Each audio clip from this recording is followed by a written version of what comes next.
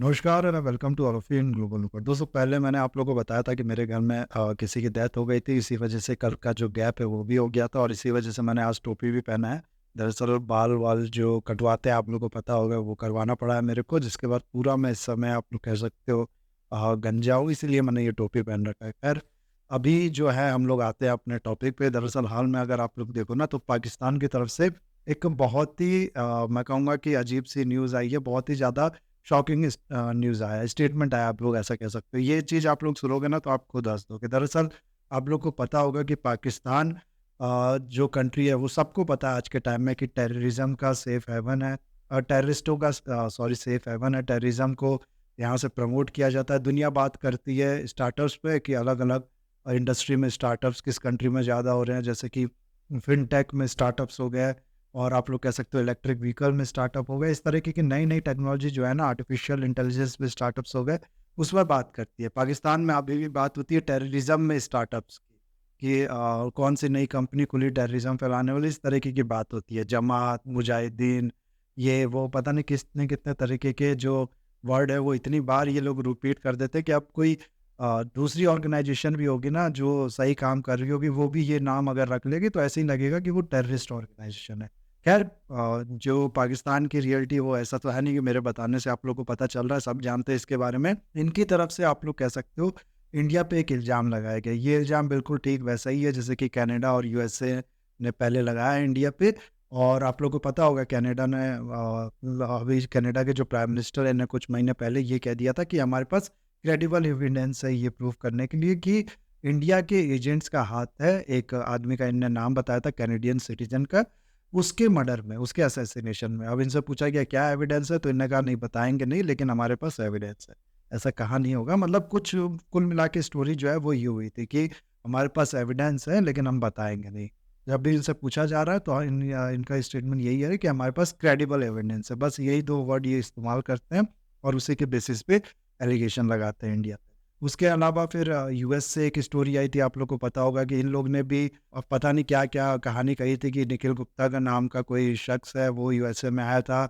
उसने killing for higher के लिए आप लोग कह सकते हो कुछ असैसिनेशन जो है उनको पैसा दिया था। एक आदमी है जिसका नाम है, जिसको आप लोग जानते भी होंगे, गुरपतवंत सिंह पन्नू जो है, इसको मारने के लिए। इस तरीके की बातें जो है वो यूएसए ने की थी। इसके एविडेंस जो है वो भी इनने कहा था कि हम लोग इंडिया की गवर्नमेंट के साथ शेयर करें। अब पता नहीं किस एविडेंस की ये बात करें, क्या इनने शेयर किया है।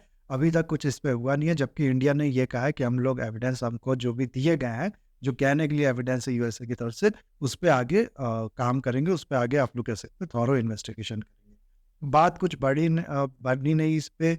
ये भी एक तरीके का आप लोग कह सकते हो बेसलेस एलिगेशन जो है वो दिख रहा है अभी तक, तो लेट्स सी आगे क्या आता है। लेकिन उसके बाद अगर आप लोग देखो ना तो पाकिस्तान की तरफ से भी अब यही चीज़ रिपीट किया गया। पाकिस्तान के जो मैं आप लोगों को बता दूँ फॉरेन सेक्रेटरी है जिनका नाम है साइरस काज़ी, उन्होंने हाल में एक स्टेटमेंट दिया है कि 2 पाकिस्तानी सिटीज़न जो है, उनको मारने के पीछे इंडिया के कुछ एजेंट जो हैं उनका हाथ था। अब सबसे पहले तो इनका जो स्टेटमेंट है वो मैं आप लोग को दिखा देता हूँ कि इन्होंने कहा क्या है, वो आप लोग यहाँ पर देख लो। We have credible evidence of the links between Indian agents and the assassination of two Pakistani nationals on Pakistani soil. These are killings for hire cases involving a sophisticated international setup spread over multiple jurisdictions. Indian agents use technology and safe havens on foreign soil to commit assassinations in Pakistan. They recruited, financed, and supported criminals, terrorists, and unsuspecting civilians to play defined roles in these assassinations. Indian media and social media accounts immediately claimed and glorified these killings as successful retribution against enemies of India and projected their capacity to carry out these illegal acts. Potential assassins were recruited using social media, talent spotters, and fake Daesh accounts. There was complete compartmentalization of various components of the operation with employment of teams of financiers, locators, and assassins. Elaborate exit plans were developed to obscure all potential tracks. At this stage, we are sharing information on two cases. A few other similar cases are under investigation, and we will reveal details about these in due course. The assassination of Shahid Latif.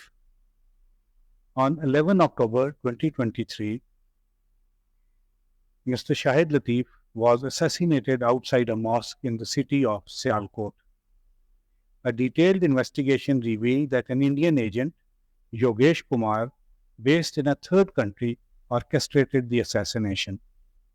Yogesh Kumar recruited Muhammad Umair, a laborer in that third country, to act as a contact with local criminals in Pakistan to trace and assassinate Shahid Latif.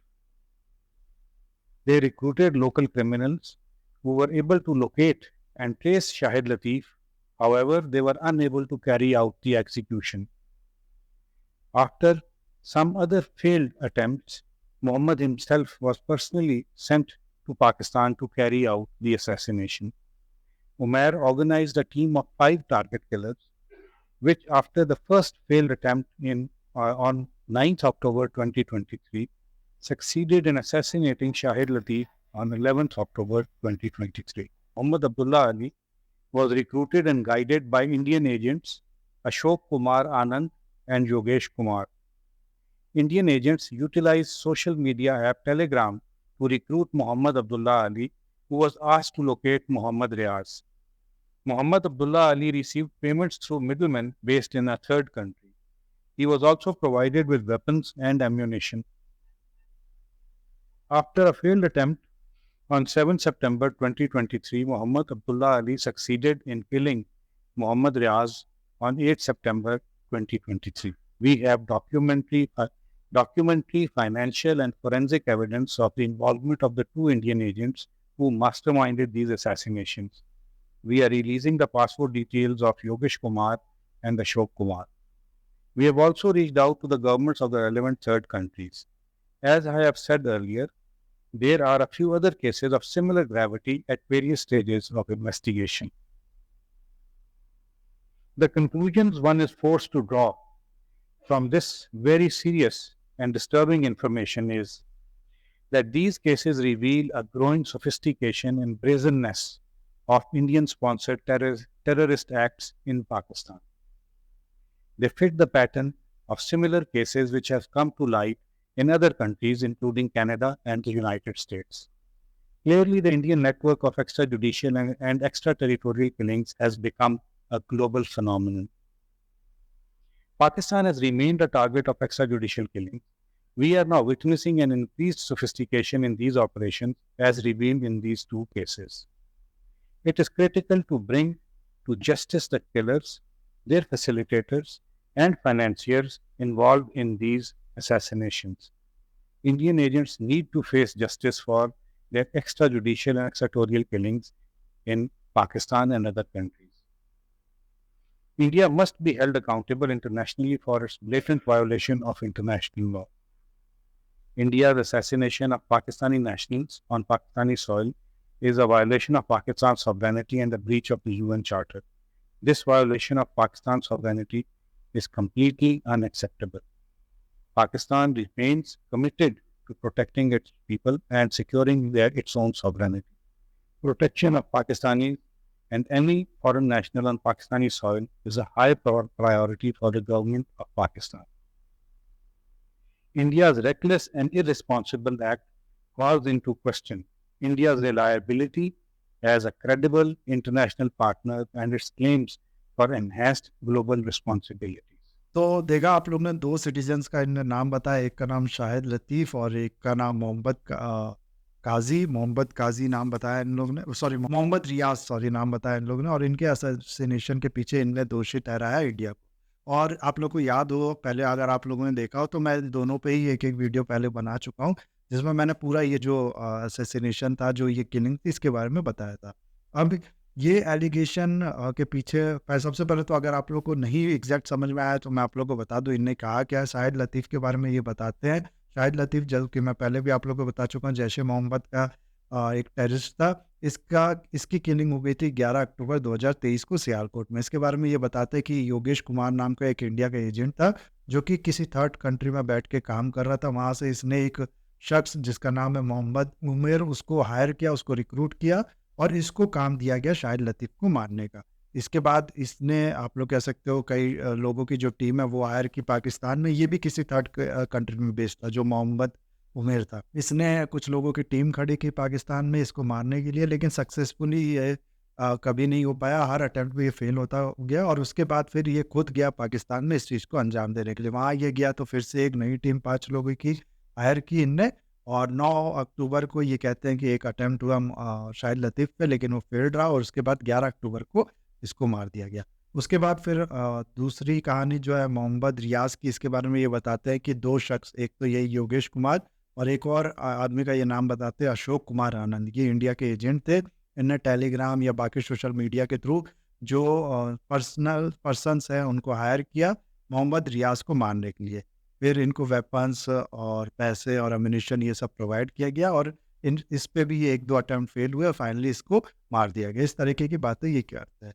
अब आप लोग खुद सोचो, आगे ये कहते हैं कि इंडिया ने टेररिज्म फैलाया है, इंडिया इस तरीके की एक्टिविटी कर रहा है। ये सिर्फ इंडिया पाकिस्तान में नहीं कर रहा है, बल्कि कनाडा, यूएसए, बाकी कंट्री में भी कर चुका है। ये एग्ज़ैक्टली ये कहता है कि ये चीज़ बिल्कुल रेप्लिकेट करती है जैसा इंडिया कनाडा और यूएसए में करता है, जबकि अभी कनाडा और यूएसए का कोई प्रूफ, कोई भी एविडेंस जो है वो इस चीज़ पे आया भी नहीं है। खैर, ये इस तरीके की बातें करते हैं और इनका कहना है कि ये जो चीज़ कर रहा है इसके लिए इंडिया को जो अकाउंटेबल होना चाहिए, इंडिया को ये टेररिज्म फैलाने के लिए रोकना चाहिए। इस तरीके की एक्स्ट्रा जुडिशियल किलिंग जो इंडिया कर रहा है ये गलत है। इस तरीके की बातें ये करते हैं। अब ये एलिगेशन अगर आप लोग सोचो पाकिस्तान जैसी कंट्री पे इसके थ्रू लगाया जा रहा है, तो ये कि खुद ही में कितनी ज़्यादा बड़ी कॉमेडी वाली बात है। आप लोग खुद ही सोचो, पाकिस्तान वो कंट्री है जिसको, जैसे कि मैंने आप लोगों को बताया, कि दुनिया जानती है कि यहाँ से टेररिज्म जो है वो फैलाया जाता है पूरी दुनिया में। वो यहाँ के जो पूर्व प्रधानमंत्री है नवाज शरीफ, वो खुद इस चीज़ को एक्सेप्ट कर चुके हैं कि मुंबई अटैक जो हुआ था वो हम ही लोग ने कराया था, जिसमें आप लोग कह सकते हो 150 से ज़्यादा लोग जो है वो मारे गए थे। पाकिस्तान का इसके पीछे पूरा हाथ था। ये खुद ही इस चीज़ को मान चुके हैं। ये भी कहते हैं कि सिर्फ हम ही नहीं मानते, बल्कि चाइना, यूएसए, बाकी कंट्रीज़ भी इस चीज़ को एक्सेप्ट करती हैं कि पाकिस्तान ही था इसके पीछे। उसके अलावा ईरान ने, आप लोग को पता होगा, हाल में पाकिस्तान पे मिसाइल मार दिया कि पाकिस्तान जो है वो टेररिज्म फैला रहा है ईरान में। फिर अफ़गानिस्तान जैसी कंट्री, आप लोग को बता दूँ कि अफ़गानिस्तान में तालिबान आने से पहले जो अफ़गानिस्तान के प्रेसिडेंट थे ना, अशरफ गानी, वो पाकिस्तान पे ब्लेम लगा चुके हैं कई बार कि पाकिस्तान को टेररिज्म फैलाने से रोकना चाहिए और इससे पूरा ये जो रीजन है ये डिस्टर्ब हो रहा है। एक बार तो पाकिस्तान कुछ पैसा, कुछ एड देना चाहता था अफ़गानिस्तान को। अफ़गानिस्तान के इन्हीं प्रेसिडेंट ने मना कर दिया कि नहीं, हमको ये नहीं चाहिए, तुम बस टेररिज्म फैलाना बंद कर दो। तो आप खुद सोचो, इस तरीके की जिस कंट्री की मैं कहूँगा कि इमेज है, ये जिस कंट्री की हिस्ट्री है, वो कह रहा है कि हमारे यहाँ टेररिज्म फैलाया जा रहा है और इंडिया जैसी कंट्री द्वारा टेररिज्म फैलाया जा रहा है, जो हमेशा पीस की बात करता है, जिसने, आप लोग कह सकते हो, यूनाइटेड नेशन के जो चेयरमैन वगैरह हैं वो कहते हैं कि इंडिया जो है बहुत ज़्यादा रिस्पॉन्सिबल कंट्री है। उसके ऊपर ये एलिगेशन लगा रही है पाकिस्तान जैसी कंट्री, जो कि हर चीज़ में, हर मायने में जो एक स्टेट की ड्यूटीज़ होती हैं, जो एक स्टेट के ऊपर रिस्पॉन्सिबिलिटी होती है, उसमें फेल होता आया है और वो अब ये इल्ज़ाम लगा रहा है इंडिया जैसी कंट्री।